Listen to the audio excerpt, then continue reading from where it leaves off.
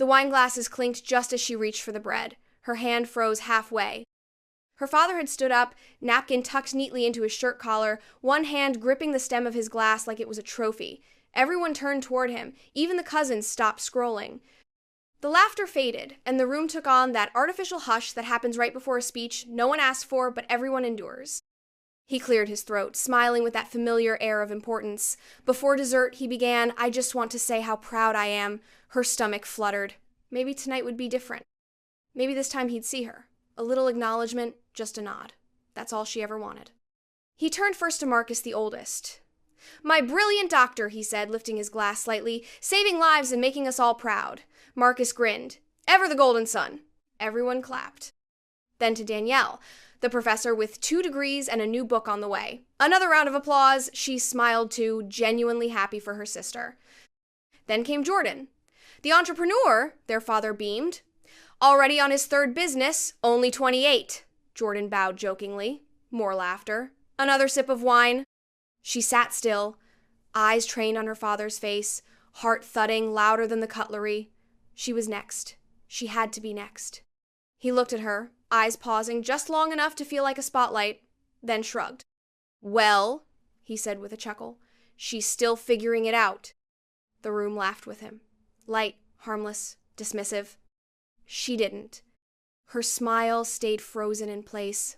She pushed a piece of broccoli around her plate like she hadn't just been erased in front of 12 people. Her mother coughed awkwardly. Someone reached for the mashed potatoes. The moment passed like it hadn't split her chest open. No one saw the wound because it didn't bleed. She sat through dessert in a haze, nodded when someone asked about her latest project, mumbled something about freelancing. Nobody followed up. They never did. Not when it came to her. Later, in the bathroom mirror, she stared at her reflection under yellow lights. Lipstick smudged, eyes tired. She wanted to scream, but her throat felt stitched shut. Years of swallowing comments like that had taught her how to stay quiet, how to laugh it off, how to pretend that being invisible didn't hurt. But tonight, something shifted. She pulled out her phone and opened a notes app. Not to vent, not to cry, to plan. The bones of a new idea had been forming in her mind for weeks, but now the vision was sharp, burning, solid. Not for their approval. Not even for his regret. But for herself? Let him be proud of the ones with degrees and titles. Let him give toast to the predictable. She would build something that didn't need his permission to exist. Something that would make them all turn their heads one day, not out of duty, but out of awe. He wouldn't see it coming, but she would, because she'd always seen herself even when he refused to. The first time she painted something and showed it to him, she was 8. It was a lopsided sunflower with a sky that melted into purple. She held it up proudly, fingers stained with yellow and blue, heart hammering in her chest. He barely looked up from his laptop. "That's nice," he said, tone flat. "Did you finish your math homework?" That moment became a pattern. She grew up in a house where straight lines mattered more than color, where report cards were framed and creative writing assignments were left on the kitchen counter untouched. Her siblings came home with trophies and scholarships. She came home with poems and doodles. They got applause. She got a nod, maybe a smile if he wasn't too busy. At school, teachers told her she had a vivid imagination. Her mother encouraged her quietly in the margins of things. But her father? He treated her passions like hobbies, distractions from the real world. He believed in doctors, lawyers, engineers. She believed in stories. That alone made her a stranger in her own house. There were always family dinners where conversations revolved around GPA scores and internships. When she mentioned a new script she was writing or a short film contest she entered, he'd nod vaguely, then pivot. "That's good, but what's the plan? You need something solid. You can't build a future off emotions." She learned to fold her dreams small, to tuck them away in journals and sketchbooks that lived under her bed. When her siblings graduated with honors, there were banners and speeches. When she walked the stage with her liberal arts degree, he didn't even take a day off work. He didn't understand how a blank page thrilled her, how music helped her breathe, how characters she invented felt more like family than some people at the dinner table. He didn't see discipline in the late nights she spent editing videos or the hours she poured into perfecting one paragraph. He called it a phase, something she'd grow out of, like braces or teen angst. Every time she achieved something creative, he'd ask the same question. But does it pay? She wanted to scream that meaning was its own currency, but she knew he wouldn't hear her. He measured worth by stability, success by status. She measured it by connection, by impact, by staying true to herself in a world that constantly asked her to be someone else. As she got older, she stopped expecting praise, stopped waiting for validation. She celebrated her own wins in quiet ways. A new client meant a good dinner. A finished project meant a long walk under city lights. She found people who saw her clearly, who didn't flinch when she dreamed out loud. But no matter how far she grew from his voice, a small part of her still remembered that sunflower, still remembered how it felt to hand someone your heart and have them ask about homework instead. He didn't break her. He just never knew who he had raised. Not really. And that, more than anything, would become his greatest regret. The apartment smelled like dust and detergent. Not hers. Her parents'. The house she grew up in. The one with spotless windows and carpets too clean to ever feel like home. She folded her clothes in silence, each shirt pressed into the suitcase like it owed her something. No one hovered in the doorway. No one asked where she was going. There was no dramatic farewell. No scene. Just the sound of drawers closing and zippers catching on frayed fabric. She had told them she was leaving after graduation, not moving home, not looking for a fallback, just going. Her father grunted when she said it, barely looking up from his phone. Her mother nodded softly and said something about staying safe. That was it. No offers of help, no curiosity. Like her leaving was expected.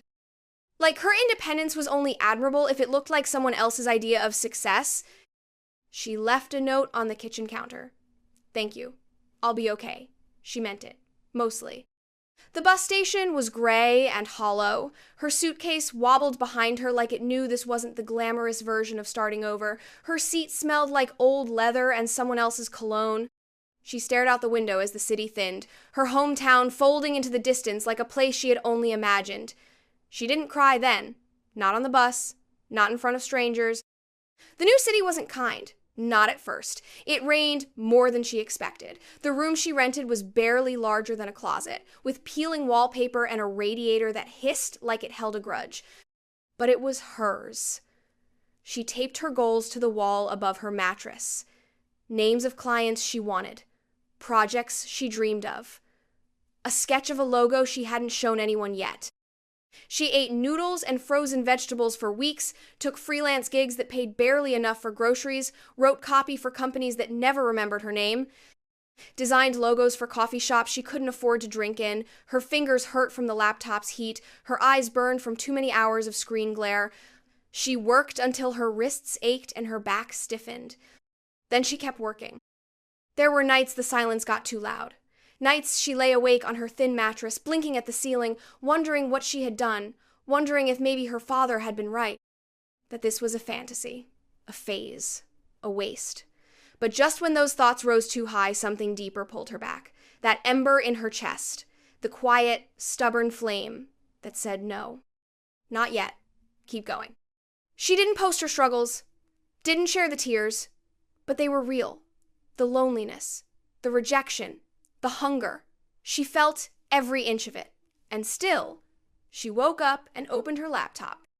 Still, she pitched, designed, wrote, built, even when no one was watching, especially then. This wasn't her rock bottom. This was her foundation. And one day, the people who dismissed her would realize it wasn't the applause that made her powerful. It was the silence she learned to survive. The studio didn't look like much at first. Just a secondhand desk wedged between two cracked windows and a shelf that leaned slightly to the left. The light bulb flickered when it rained. The chair creaked every time she moved. But the Wi-Fi worked, and the rent was cheap. That was all she needed. She registered her business name late one night, hands trembling slightly as she typed it in. A name she'd scribbled in notebooks for years, a name that once felt too bold to say out loud. When the confirmation email hit her inbox, she stared at it for a long time. Then she exhaled and went back to work. The first few clients came slowly. Local businesses, one-off projects. Payment always late, but she delivered more than they expected. Mock-ups turned into rebrands, copy edits became campaigns. Word spread. Referrals trickled in, her email signature started to carry weight. Then came the campaign. It started as a small pitch, a proposal she almost didn't send because she assumed she wouldn't be taken seriously, but she sent it anyway. Weeks passed, then a reply, then a meeting, then the contract. She poured every sleepless night into the visuals, every inch of her grit into the messaging. The campaign launched on a Thursday morning. By Friday night, it had gone viral. People shared it not just for the design, but for the feeling, for the clarity, for the soul. Her inbox flooded. Requests, praise, offers. A podcast asked her to speak. A blog ran a profile on her, then another. Then a startup conference invited her to lead a session. Her face appeared in the event brochure, right next to people she used to admire from afar. She bought a better chair, a stronger laptop, upgraded her studio with better lighting and a tiny fridge, hired an assistant who worked part-time but believed in the mission. She no longer had to chase invoices. Clients paid up front. She built a wait list. And through it all, she kept designing, kept building. Back home, her father still referred to her work as little graphics, still told family, friends she was doing something with computers, still introduced her siblings by their job titles, but introduced her with a shrug. She didn't correct him. She didn't need to. Because the world knew.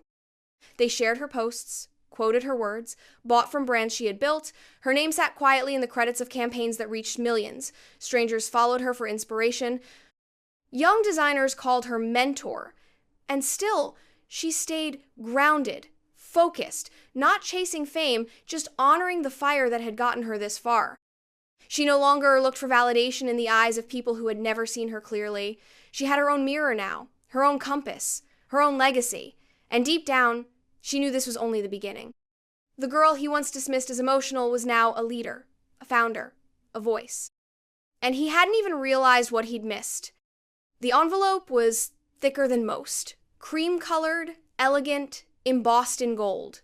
It arrived in a pile of bills and brand collaborations, tucked between a magazine and a box of client merch. She almost didn't notice it, but something about the weight made her pause. She slid her finger beneath the flap and unfolded the contents slowly. It was a formal invitation, an awards gala, black tie, downtown, hosted by the city's business council. Her brother's name appeared in bold at the top of the honorees list. Rising tech leader. She smiled. He had always been good at playing the game. Always had the handshake, the pitch, the numbers. She didn't resent it. Not anymore.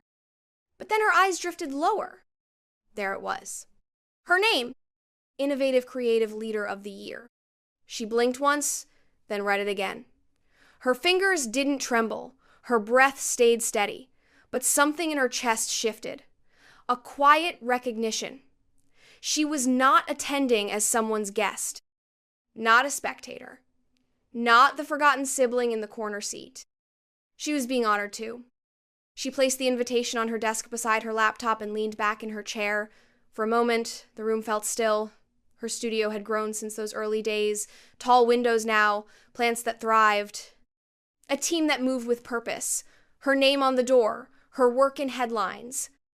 She hadn't seen her father in 3 years, not since the last Christmas dinner she quietly skipped. Her siblings had kept in touch, group texts, occasional phone calls. She never blocked anyone, just stepped back enough to breathe.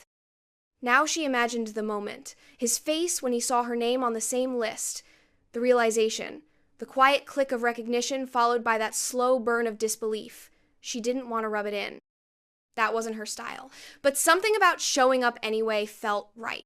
She said yes without ceremony, no announcement, no post, just a quiet RSVP and a note to her assistant to block the date.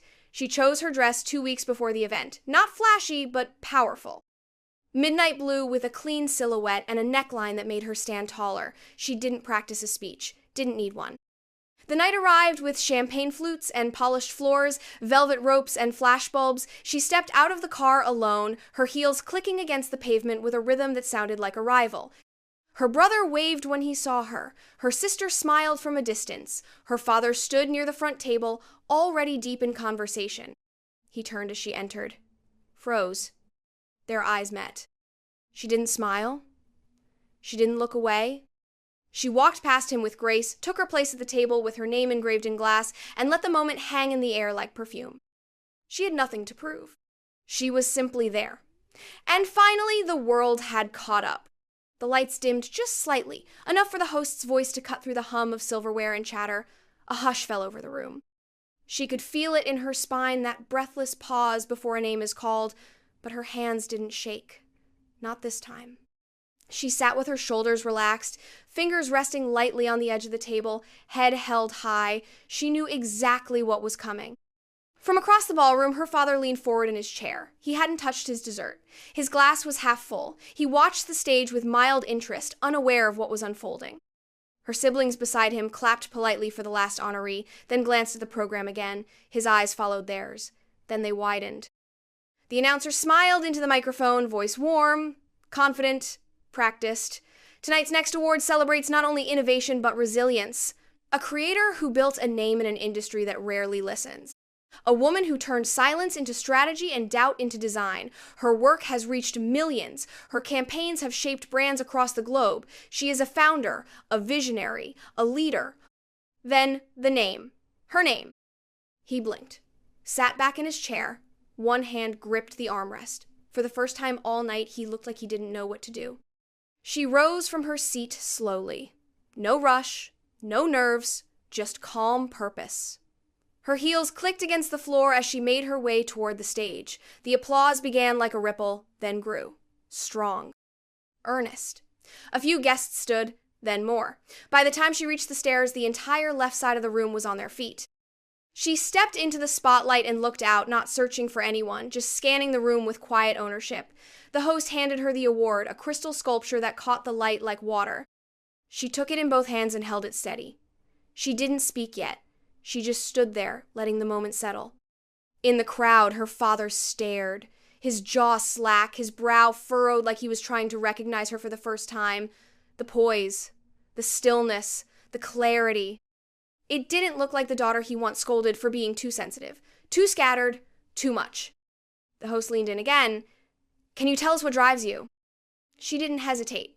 Creating spaces for people who are constantly underestimated. That's always been the goal. Her voice rang out clear. She didn't look at him. Not yet, but she knew he heard it. Knew it pierced deeper than anything she could have said directly. When she stepped down, the applause came again. Not louder, but deeper. With more weight, more truth. Her path back to the table was slow, intentional. She passed her father's table without a glance, without a pause, but out of the corner of her eye, she saw him. He was still staring, still trying to piece it together. How the daughter he overlooked had become the woman every other person in that room stood to honor. The ballroom had emptied into a soft hum of farewell, laughter near the coat check, distant voices echoing down marble hallways, staff collecting glasses, folding linen, dimming chandeliers one by one. She stood near a tall window, award in one hand, clutch in the other, her reflection caught in the glass beside the city's night skyline. The room behind her had given all it could. The applause had faded, but the weight of the moment lingered. She heard the footsteps before she saw him, slower than usual, a careful rhythm, as if he wasn't sure he should approach at all. She turned just slightly as he came into view. Her father looked older than she remembered, the edges of his posture softened, his tie slightly crooked, hands fidgeting with nothing to hold. He stopped a few feet away and opened his mouth like the words had been waiting for permission. "You were incredible tonight," he said. His voice was quiet. Not booming like at those family dinners, not sharp like when he corrected her tone years ago. Just soft, hesitant, searching. She didn't answer. Let the silence do its work. He looked down. I didn't see what you were becoming. She studied him for a moment, the man who had always looked so certain, so immovable, now standing like someone asking for the chance to be heard. She smiled, not bitter, not cold, just a gentle curve of the mouth that held more truth than anything he had said tonight. "I always knew who I was," she said. He blinked, chest rising as if the air had shifted. She didn't add anything else. No anger, no list of things he missed, no recounting of the years he dismissed her. She had no interest in making him feel small. That had never been the point. She stepped past him, heels quiet on the floor, dress flowing behind her like a banner. She didn't look back. Outside, the air was cool and sharp. A car waited at the curb. Her driver opened the door and nodded. She slipped inside and leaned back, letting her eyes close for a brief second. Her voice was everywhere now, in boardrooms, in classrooms, on panels and podcasts, her name etched on the walls of co-working spaces and startup grants. She didn't need to shout, didn't need to prove. The work spoke louder than she ever could. The apology came late. Maybe too late. But that didn't matter anymore. It wasn't validation she had needed. It was space. It was time. It was the chance to build something sacred out of everything she was told didn't matter. She had done that. And now, she didn't carry the weight of his words. She carried her own. They had taken her further than he ever imagined, and exactly where she always knew she belonged.